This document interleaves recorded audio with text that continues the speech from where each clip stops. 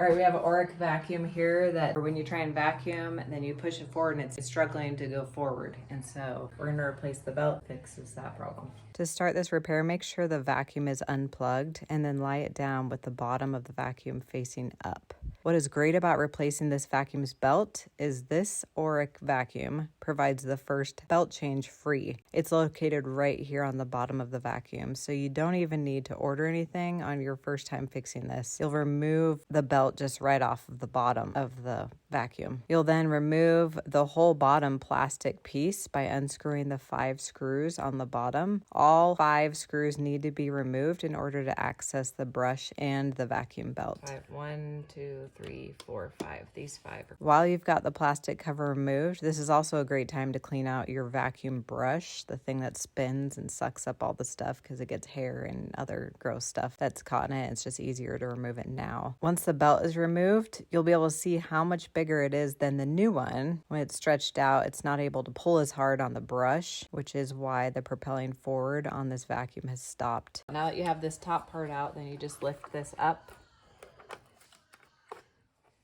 And then that's how you can get this off.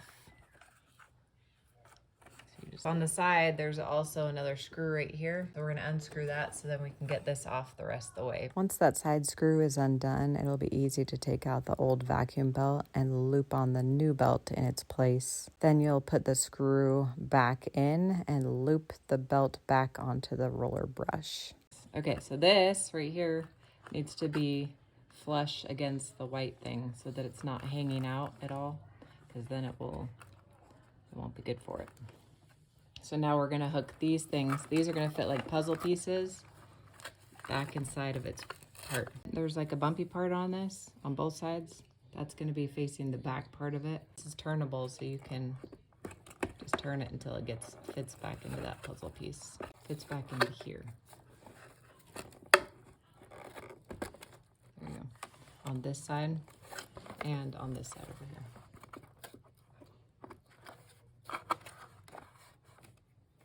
So now this is back on, the new belt is on. This is all cleaned out. It's hooked back in, so now we're ready to put the case back on top of it. So remember, this has the 5 screws. 1, 2, 3, 4, 5. These 5.